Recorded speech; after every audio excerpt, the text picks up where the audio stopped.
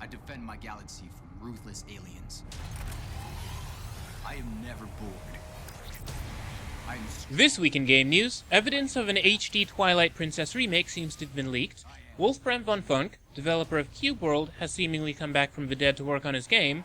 Legend of Zelda: Symphony of the Goddesses performed on The Late Show with Stephen Colbert, and it was awesome. Square Enix has invited their fans to create a launch trailer for the game Just Cause Free, and they're offering a $5,000 prize.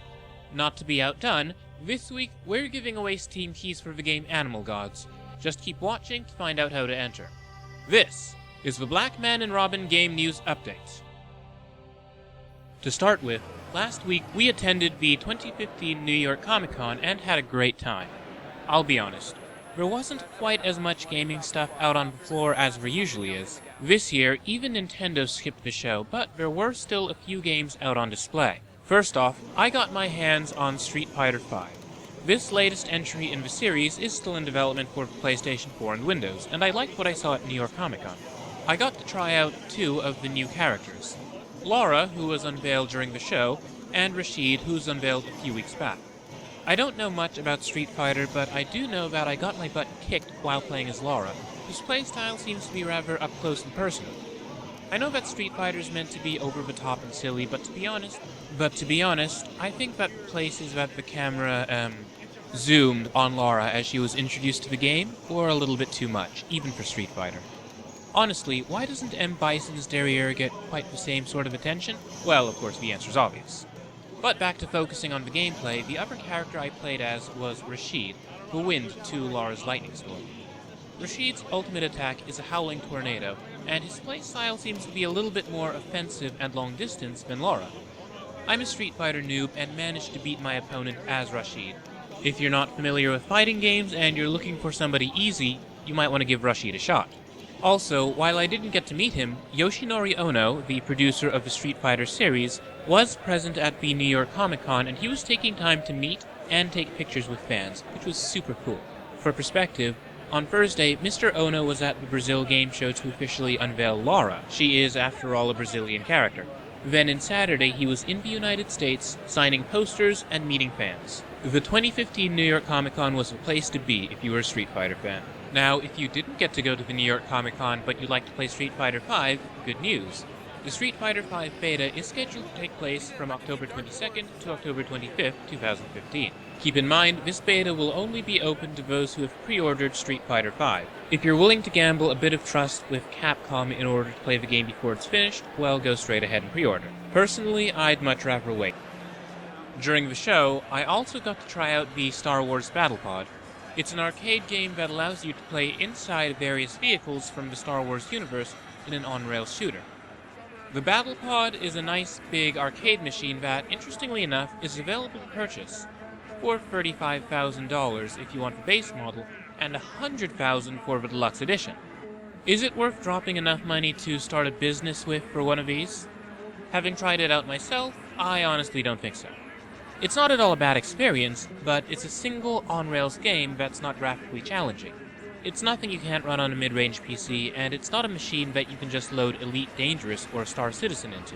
If you win $100,000, you're better off hiring somebody to build you your own arcade cabinet with a custom PC inside. That said, if you own an arcade or movie theater, or you're an independently wealthy collector of Star Wars memorabilia, it may be worth picking up.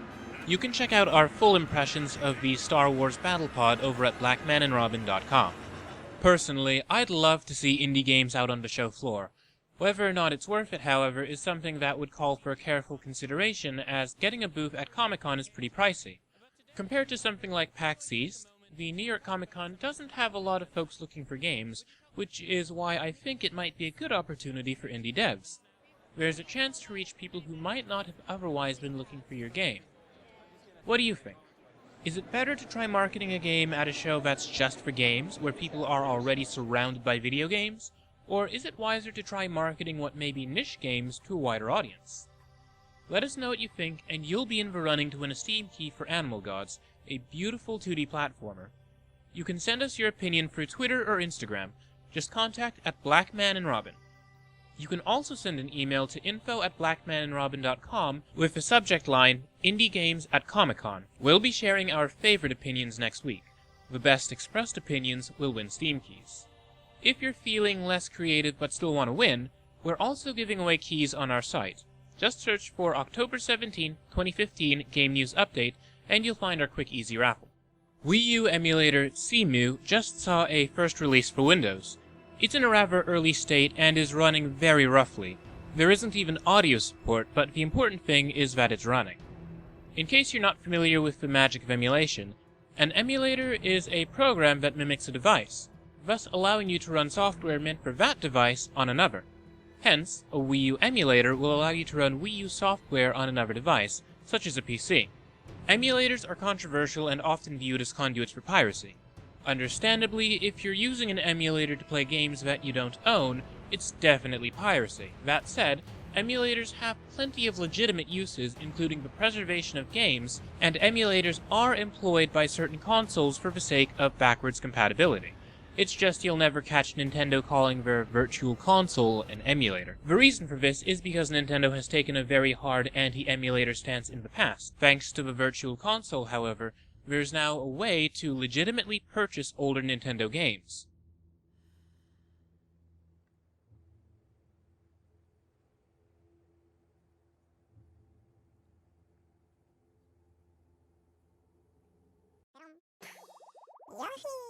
In other Wii U news, Yoshi's Woolly World was released this week. As you may have surmised from the title, it's a co-op focused platformer starring Yoshi in which the whole world is made of wool.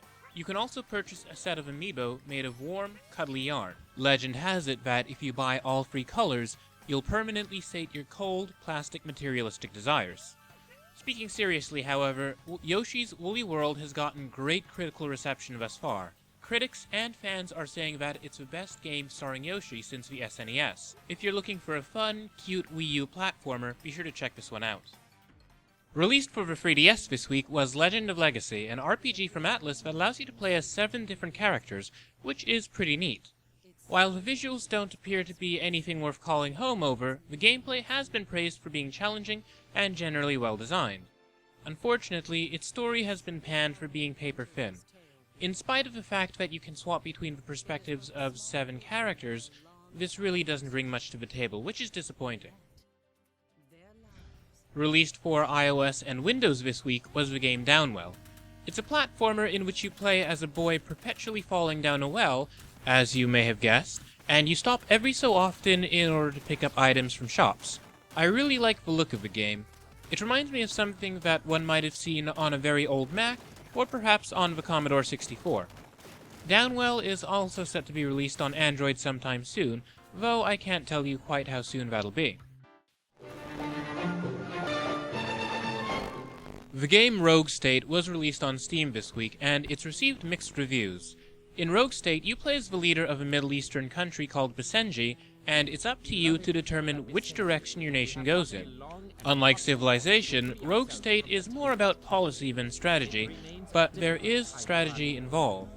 You can forge alliances with nearby nations, try to curry favor with the United Nations, and keep a close eye on different political factions within your country. Choosing which you'll pacify, which you'll try to work with, and which you might keep at arm's length are all up to you and will have an effect on your people and the way that your government is viewed. The game has thus far drawn comparisons to the 1988 DOS game Hidden Agenda, and has been praised for some aspects of its gameplay, but has also been chided for its graphics. I don't think it looks bad, and I really dig the premise. I'm sure I'll wind up trying Rogue State out at some point. Rogue State is currently available for Windows. Dungeon Defenders 2 went into open alpha this week, and it's free to play on Steam. In case you're not familiar with Dungeon Defenders, what you should know is that it's a co-op focused tower defense game. If you're familiar with Orcs Must Die, you'll have some idea of how the game plays. You run around a large 3D map as orcs and ogres begin flooding in. You can lay down traps and fight against them hand to hand. It's a lot like the original game, although from what I've played thus far, it seems that the matches are a bit shorter, which fits the game's model quite nicely. It's free to play, but it's not pay to win. Costumes for your character are available to purchase for real-world money, but you don't buy levels, victories, etc. Also, unlike the previous game in the series, it appears that you're not going to be paying for extra maps. The first Dungeon Defenders had a ton of maps as DLC, and while they were pretty well made, they kinda split the player base up. It looks like Trendy Entertainment does not intend on making that mistake a second time. While I've had fun with the alpha thus far, I think that the user interface is a little bit clunky. Then again, the game is still quite unfinished, so it's one that I'll be keeping an eye on throughout development. So far, however, so good. If you're looking for a fun co-op action game, check out Dungeon Defenders 2 on Steam.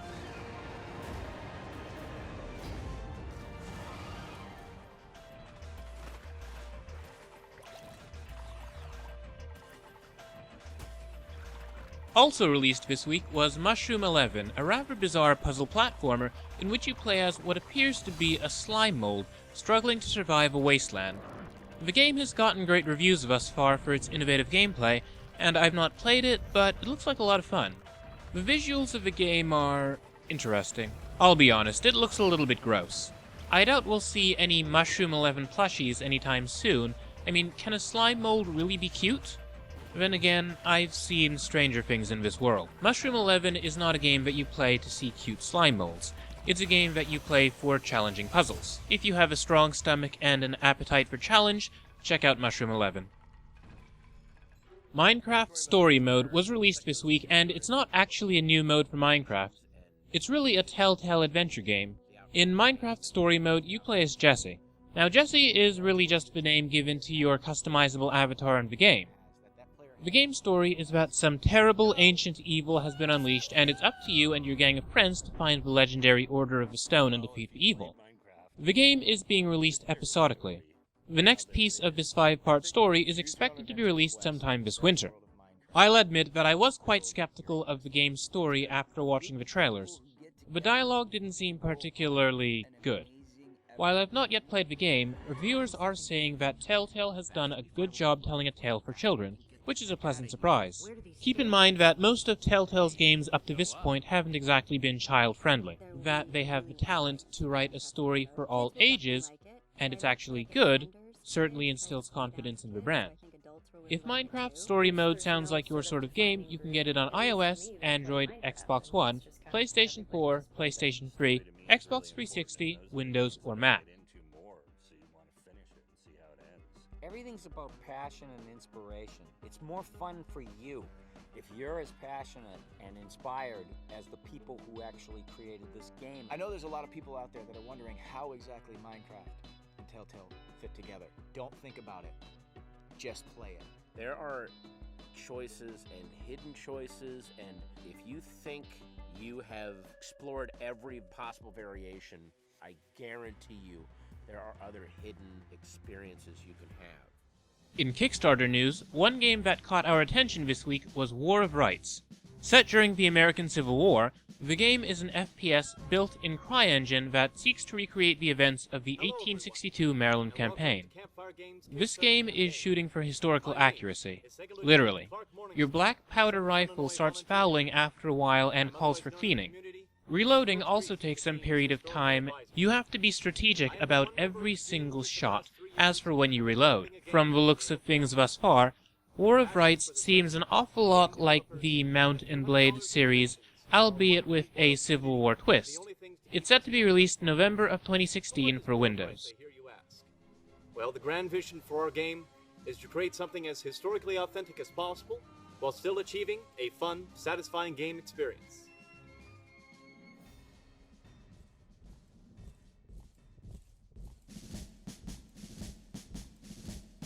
Another Kickstarter that caught my attention was for a game called Wanderer.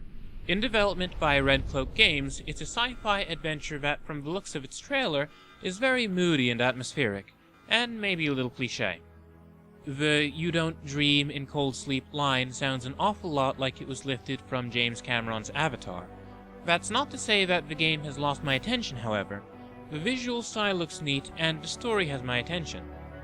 In Wanderer, you play as Rook, an old prisoner who, upon waking from cold sleep aboard an orbital prison facility, discovers that the prison has crash-landed on an abandoned Earth. The game employs platformer elements and what the developers are calling pseudo-turn-based RPG combat. Wanderer is set to be released September of 2016 for Windows, Mac, and Linux. If you liked Out of This World, you may want to check out Wanderer. Flashback, Heart of Darkness, and Another World are all cited as influences.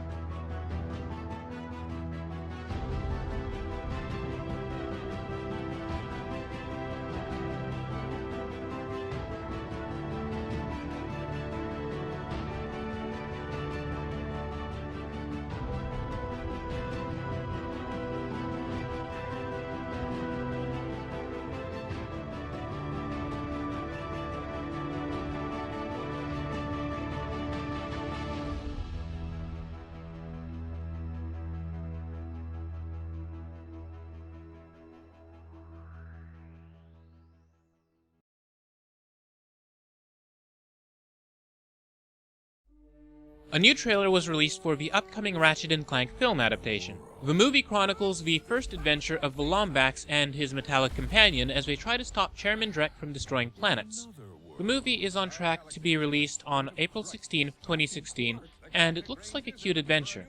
I'll be honest, I'm unfamiliar with Ratchet & Clank and can't tell you if the movie is going to be any good or faithful to the game series. What I can tell you is that it stars James Arnold Taylor and David Kaye as the voices of Ratchet & Clank, along with Paul Giamatti, Jim Ward, Rosario Dawson, Bella Thorne, Sylvester Stallone, and John Goodman, so at the very least it'll be well voice acted. But definitely attractive. Like a 7. My name's Ratchet. I'll just call you Clank. Now, on the dark side of the universe. In 2 days' time, the Galactic Rangers will be destroyed? Stanley, are you texting? Mommy. Dialing mother. Hello? An unstoppable evil. My brilliant creation! Most of the time. Burn. We'll give them the chance An attack is coming. I must warn the Rangers. I can totally help. to be heroes. No legends. Wait, even better. Does anyone else feel like we should have shot something by now? Thank you. This April, Destroy them all. when a galactic force threatens the world, I'm going in. test your gear. That was awesome! Find your courage Meet a sheepinator. Uh-oh. and kick Boom, baby! some asteroid. Cue montage!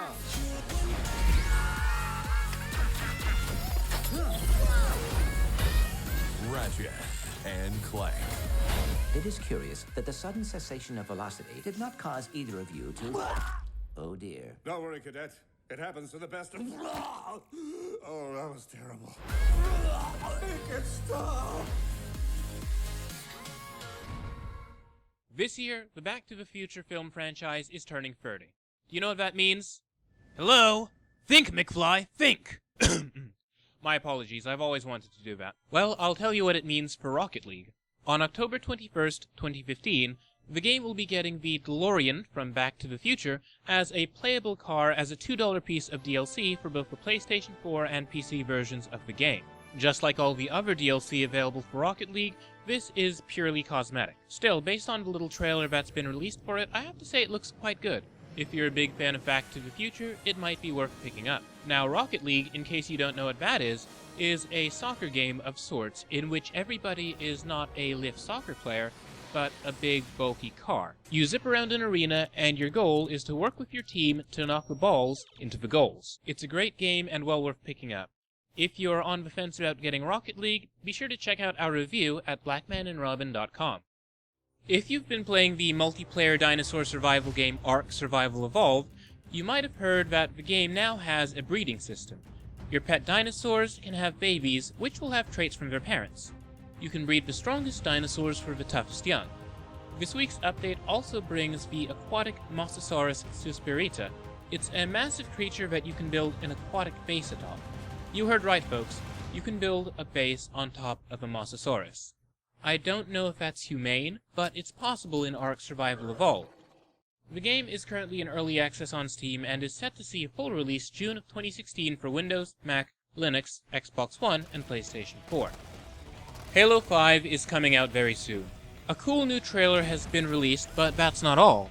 It was also announced that on October 26, 2015, there would be a special show called Halo 5 Live, which is set to be broadcast exclusively on YouTube, featuring interviews with developers, reveals, and more, over a period of 6 hours. If you care that much about Halo that you'd watch it, be sure to tune in to the Xbox channel on October 26 at 3 p.m. Pacific Time. To speak of the Halo 5 trailer, it's gorgeously edited and features music by Muse. It's a surprisingly good fit. Halo 5 is set to be released on October 27, 2015 for the Xbox One. That's twice. Well, we're counting now? You have the firepower to get us in there. Rock! You get one shot! Now!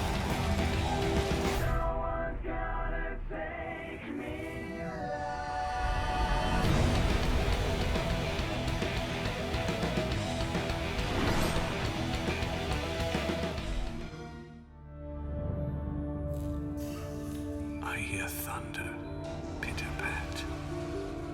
Time to wake up. Finally, we leave you with the first trailer for a game called Fury. Coming from the game makers, Fury features character design from Takashi Okazaki of Afro Samurai fame, and is set to be released in 2016 for the PlayStation 4 and Windows. Well, that's it for this week's game news. For all the latest game news, reviews, previews, and interviews, be sure to follow at Blackman and Robin on Twitter. We also have an Instagram, and that's at Blackman and Robin as well. For my own views, you can follow me at Jordan_Cameron and Twitter as well.